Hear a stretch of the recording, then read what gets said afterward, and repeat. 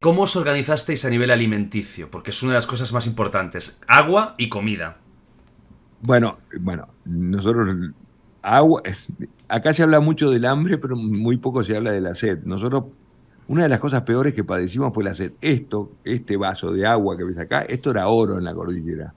Porque cuando logramos, pues la gente te dice, no, pero tenías nieve. Sí, pero la nieve te destroza la boca. O sea que teníamos que derretir la nieve para tener algo de agua y el agua de nieve, tú sabrás mejor que nadie, no te quita la sed. O sea que sufríamos muchísimo de sed.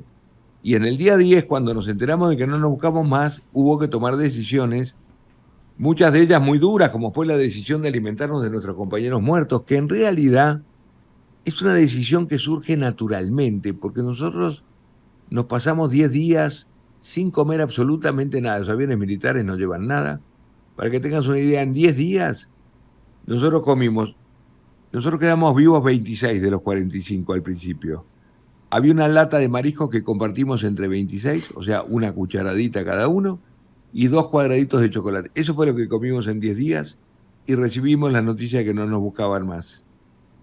Y empieza a surgir en todos al mismo tiempo la única idea posible, que es la de alimentarnos de nuestros compañeros muertos, porque no hay otra posibilidad. Es más, Jordi, mirá, yo en las últimas 60 o 70 conferencias hago la pregunta al revés y digo, por favor les pido que me contesten con honestidad. ¿Alguno de ustedes no lo hubiera hecho? Nunca nadie me levantó la mano. Claro, tienen la historia nuestra, nosotros ni siquiera teníamos una historia anterior. Pero porque, ¿sabes qué pasa?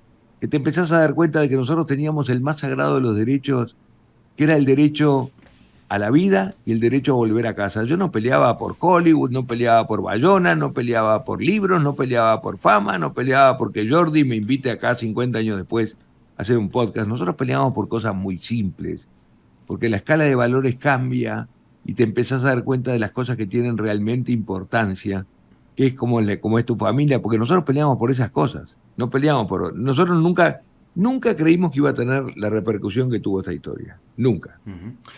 Este tema que has dicho es uno de los temas claves, ¿no?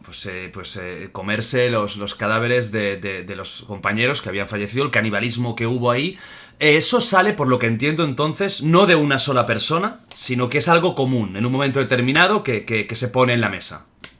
Sí, todos estábamos pensando lo mismo, pero nadie se animaba a hablar del tema, porque claro, era un tema tabú. De Sin hecho, el duda. libro nuestro Vive en Italia se llama Tabú.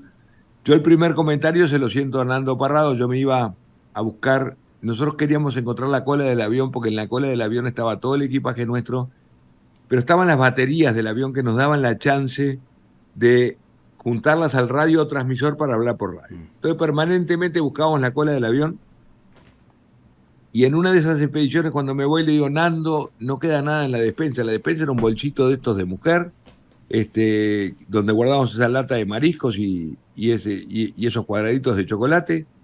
Y Nando me mira a los ojos y me dice, Carlitos, yo me como el piloto. Y quizás un comentario natural, el piloto, él había perdido su madre en el accidente y su hermana 5 días después, y se ve que él a nivel consciente o inconsciente, obviamente se las agarraba contra el piloto. Además, el piloto era el desconocido para todos nosotros. Entonces yo lo miré, no dije nada, yo también había pensado que la solución era por ahí y me fui en esa expedición. Y fíjate, Jordi, un acto de cobardía mío.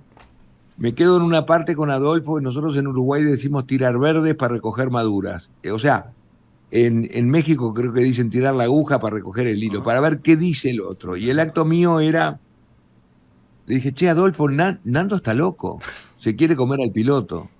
Y Adolfo me dice, no, Carlitos, no está tan loco, yo con mis primos ya lo pensamos.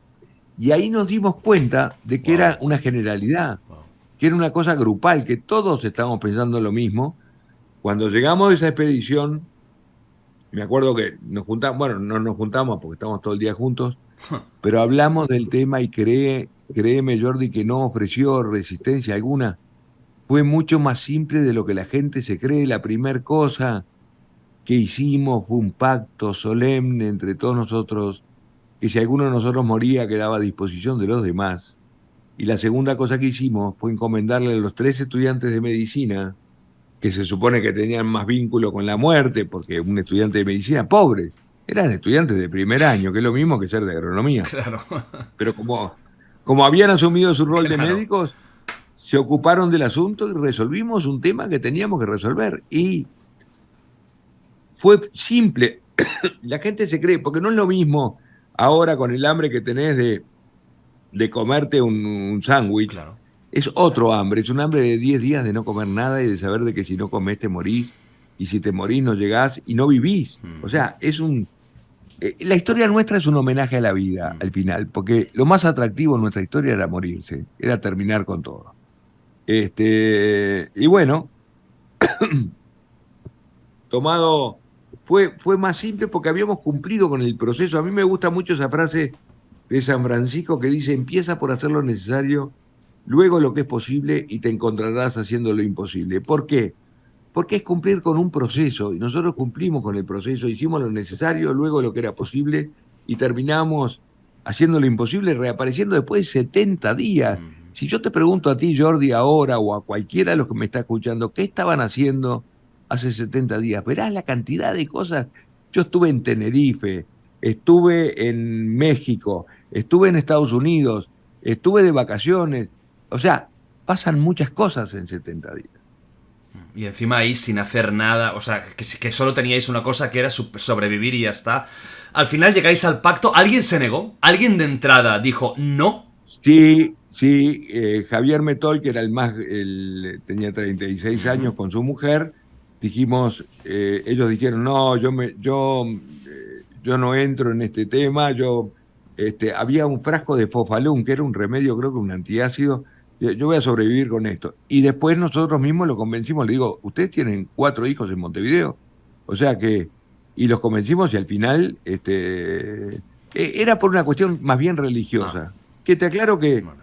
la religión en este tema no tiene nada que ver. El Papa de la época, Pablo VI, nos mandó un telegrama no solamente de bendición, sino que un telegrama de felicitación, diciendo que habíamos actuado como verdaderos cristianos, porque Dios nos pone acá para vivir, no nos pone para morir.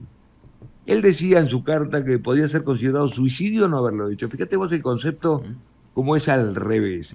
Pero honestamente, Jordi, te lo digo, yo no estaba esperando la aprobación papal para Lo hacerlo. hubieras hecho Lo igualmente. hice, lo hice porque tenía el más sagrado de los derechos, que era el derecho a la vida. Digo, no estaba haciendo, y no me arrepiento. Quizás la única cosa que cambiaría en esta historia es que no esperar 10 días. Digo, lo hubiera tomado la decisión antes porque no es el tema. Gracias a ese tema podemos hablar de otros temas, podemos hablar de trabajo en equipo, de Claro. toma de decisión, de tolerancia a la frustración, de adaptación al cambio. O sea, eso es lo que nos habilita a que esta historia siga tan viva después de 50 años, invitado por las grandes empresas del mundo entero, porque quieren inculcarle a su gente lo que es el trabajo en equipo, lo que es la toma de decisión, lo que son los valores, que en realidad en nuestra historia los tuvimos, y yo ya te digo, soy un enamorado de esta historia. Fíjate que hoy, 20 de diciembre, se están cumpliendo 50 años del día anterior a que nos enteráramos de que Parrado y Canessa llegaran a la civilización. O sea, no paro de evento tras evento en Claro. 50 años. Ahora tengo otro podcast acá, después tengo la inauguración de una plaza en homenaje a los que murieron. O sea, es una historia que sigue y sigue con el tiempo. No, no, y te digo yo que la gente que no lo conozca y esté escuchando y viendo esto, te digo que se van a enamorar de la historia y van a quedar absolutamente alucinados porque la verdad es que hay tantas cosas destacables